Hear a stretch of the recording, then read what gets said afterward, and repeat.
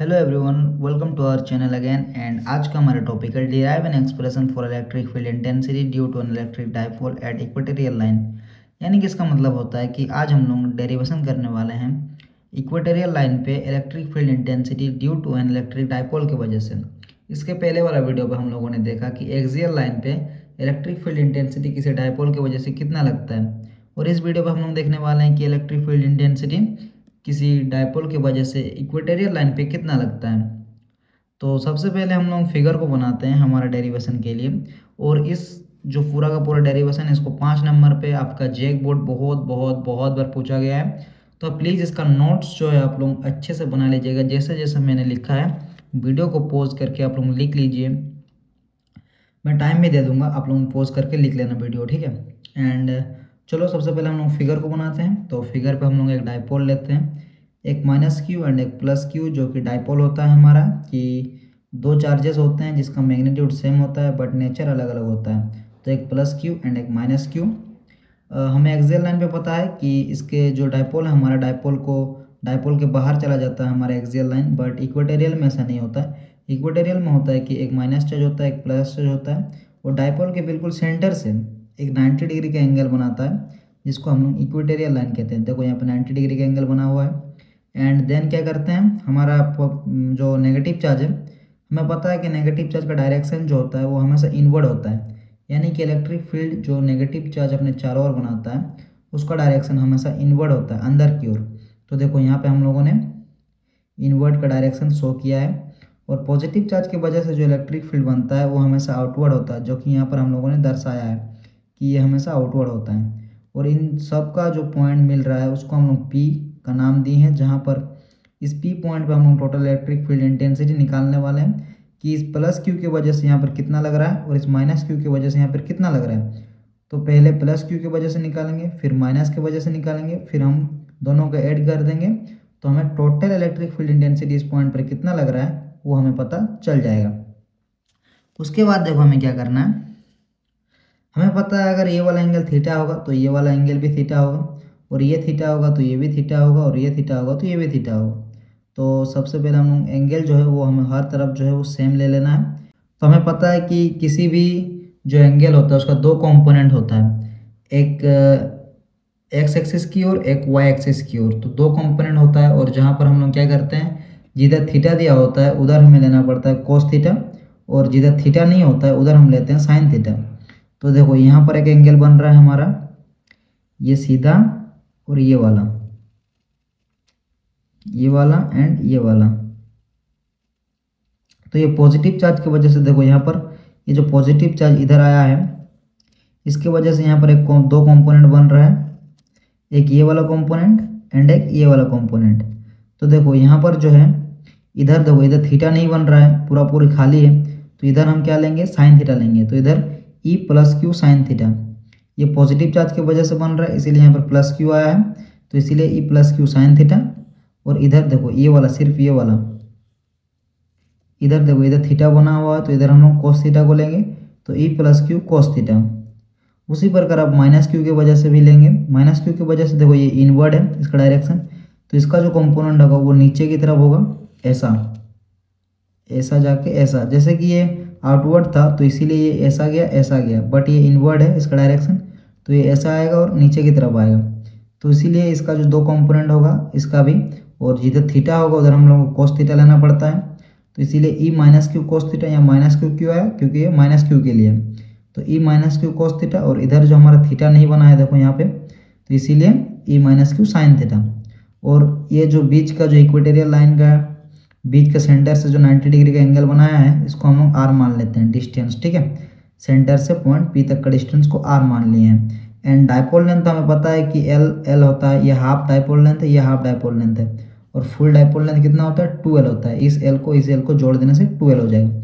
अभी हमें सब कुछ पता चल गया है, एंगल पता चल गया है कि हर तरफ थीटा थीटा है, और किसके वजह से किधर है, इसके माइनस क्यू की वजह से इनवर्ड एंड प्लस क्यू की वजह से आउटवर्ड, सब कुछ पता चल गया हमें।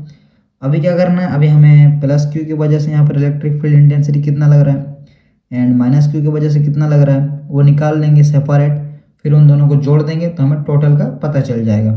तो सबसे पहले एक एक करके निकालते हैं कि प्लस क्यू की वजह से कितना लग रहा है। फिर निकालेंगे कि माइनस क्यू की वजह से कितना लग रहा है, और फिर दोनों को जोड़ देंगे।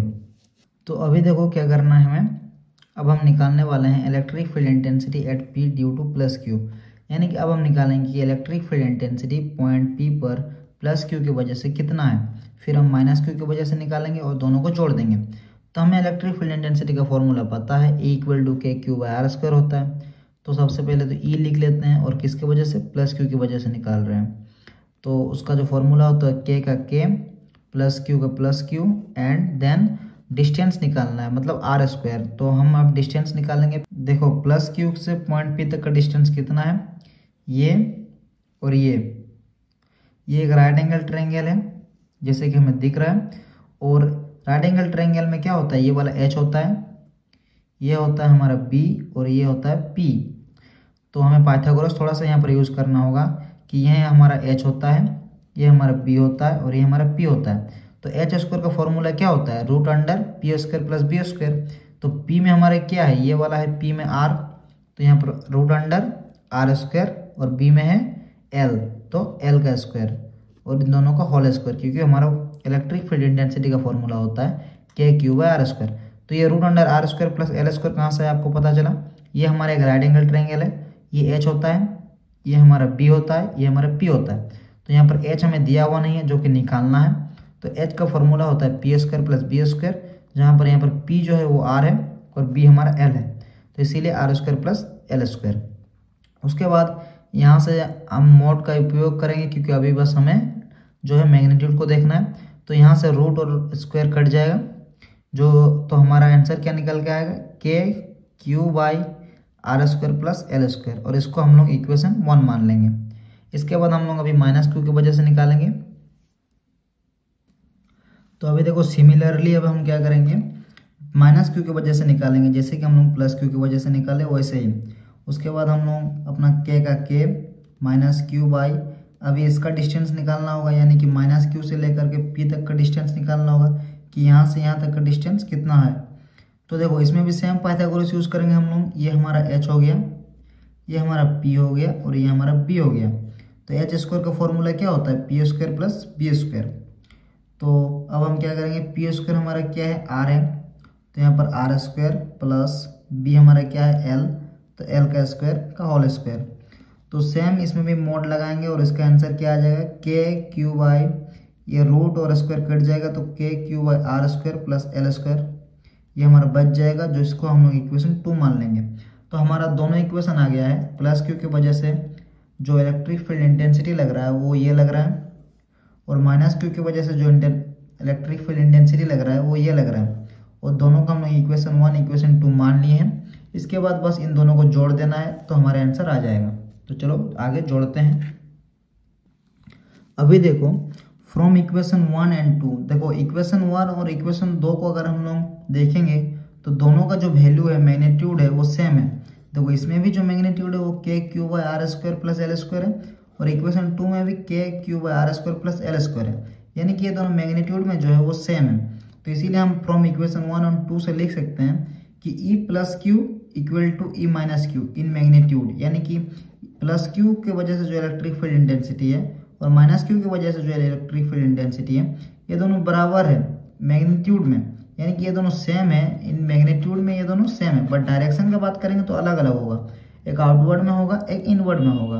बट ये दोनों जो ये मैग्नीट्यूड में सेम है, तो हम लोग लिख सकते हैं कि from equation 1 and 2 e plus Q equal to E minus Q in magnitude, और इसको हम लोग इक्वेशन 3 मान लिए हैं। जैसे कि यहाँ पर हमें दिख रहा है कि मैग्नीट्यूड दोनों का जो आया है वो हमारा सेम आया है। तो इसके बाद जो है इसको हम दोनों को जोड़ देते हैं। तो चलो आगे देखते हैं। अभी देखो total electric field intensity at point P, अभी हम लोग टोटल इलेक्ट्रिक फील्ड इंटेंसिटी निकालेंगे पॉइंट पी पर।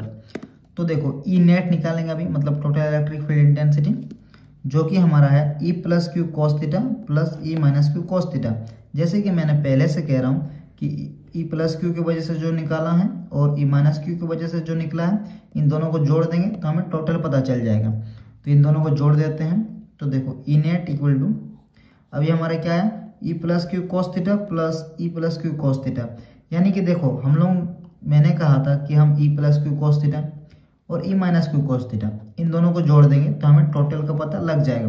बट हम लोगों ने इक्वेशन 3 में देखा कि ई प्लस क्यू और ई माइनस क्यू ये दोनों सेम ही है। तो अगर हम लोग ई माइनस क्यू की जगह पे ई प्लस क्यू भी रख देंगे तो भी कोई फर्क नहीं पड़ेगा। जैसे कि अगर इसका वैल्यू 2 है और इसका भी वैल्यू 2 है, तो हम कहीं पर भी 2 रख दे, क्या फर्क पड़ता है, वो 2 यहाँ पर रख दे या वो 2 यहाँ पर रख दे, कोई फर्क नहीं पड़ेगा, बस 2 और 2 होना चाहिए। तो उसी प्रकार ई plus Q cos theta plus minus के जगह पर भी हम लोग क्या करेंगे, ई प्लस क्यू ही बैठा देते हैं ताकि हमें कैलकुलेशन करने में थोड़ा ईजी हो। तो ई plus Q cos theta plus ई प्लस क्यू कॉस थीटा हम लोग ई माइनस क्यू कॉस थीटा के जगह पर रख सकते हैं, क्योंकि ये दोनों जो है वो इक्वल है। तो फ्रॉम इक्वेशन 3, जैसे कि मैंने साइड में मेंशन भी किया है कि हम लोग कैसे 2 प्लस क्यू कॉस थीटा यहाँ पर लिख दिए, वो इक्वेशन 3 से लिखे हैं, क्योंकि ई माइनस क्यू कॉस थीटा की जगह पर हम लोग ई प्लस क्यू कॉस थीटा लिख सकते हैं, क्योंकि ये दोनों बराबर है। तो दोनों लिख दिए हैं, तो यहाँ हमारा क्या हो गया, 2 e plus Q cos theta हो गया। तो चलो आगे देखते हैं। तो देखो, जैसे कि हम लोगों ने देखा कि हमारे पास क्या हो गया था, 2 e plus Q cos theta हो गया था। तो हम लोगों ने लिखा कि 2 e plus Q cos theta. उसके बाद क्या करना है, देखो 2 का 2 इंटू ई प्लस क्यू कॉस थीटा का जो हमारा आया था वो हमें लिखना है K Q R square plus L square. ये हमारा जो आया था वैल्यू ई प्लस क्यू कॉस थीटा का, उसको हम लोगों ने यहाँ पर लिख दिया है। उसके बाद देखो, उसके बाद कॉस थीटा जो हमारा होता है वो बी बटा एच होता है, ये हमें पता है। ये बस हम ई प्लस क्यू का फॉर्मूला लिखे हैं, एंड कॉस थीटा हमें पता है क्या होता है, बी बटा एच होता है। तो ये हम ट्रिग्नोमेट्री से यहाँ पे लाए हैं, ठीक है। सबको पता होगा कि साइन थीटा जो होता है वो पी बटा एच होता है, कॉस थीटा बी बटा एच होता है। तो इसीलिए कॉस थीटा का वैल्यू जो होता है वो बी बटा एच होता है।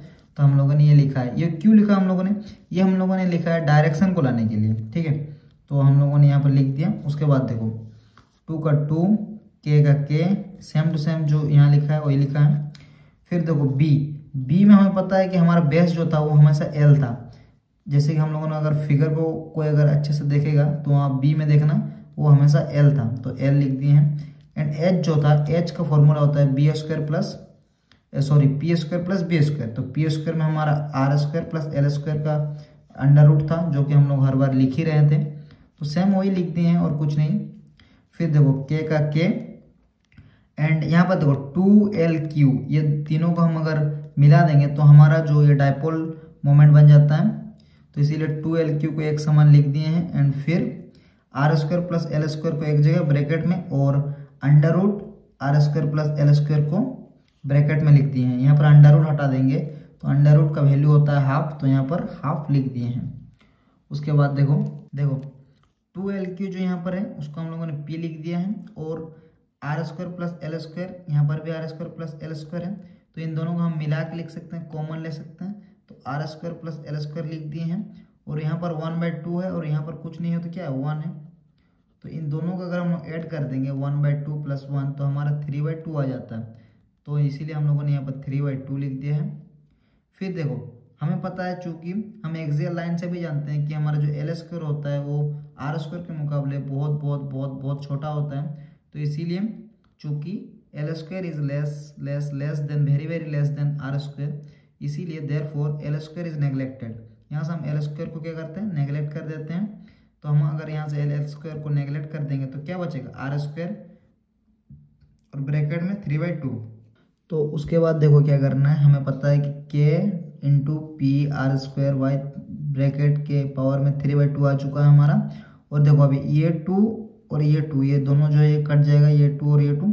तो हमारा बस इनेट जो टोटल बचा वो बचा k इंटू में P/r³। तो ये हमारा इक्वेटोरियल लाइन में जो इलेक्ट्रिक फील्ड इंटेंसिटी बन रहा है प्लस Q और माइनस Q की वजह से, तो टोटल इलेक्ट्रिक फील्ड इंटेंसिटी ये बन रहा है, जो कि हमारा आया K/P/r³। ठीक है, तो ये हमारा क्या आया, ये हमारा आया total electric field intensity on equatorial line due to an electric dipole. तो ये हमारा जो फॉर्मूला है ये वाला है, तो इसको याद कर लीजिएगा और इसका डेरिवेशन जैसे मैंने किया है ऐसे ही सेम टू सेम उतार लीजिएगा, या तो मैं इसका नोट्स जो है उसको मैं डिस्क्रिप्शन में दे दूंगा, आप लोग वहाँ से डायरेक्ट डाउनलोड कर सकते हैं। तो आज की वीडियो में इतना ही, मिलते हैं अगली वीडियो पर, तब तक के लिए थैंक यू।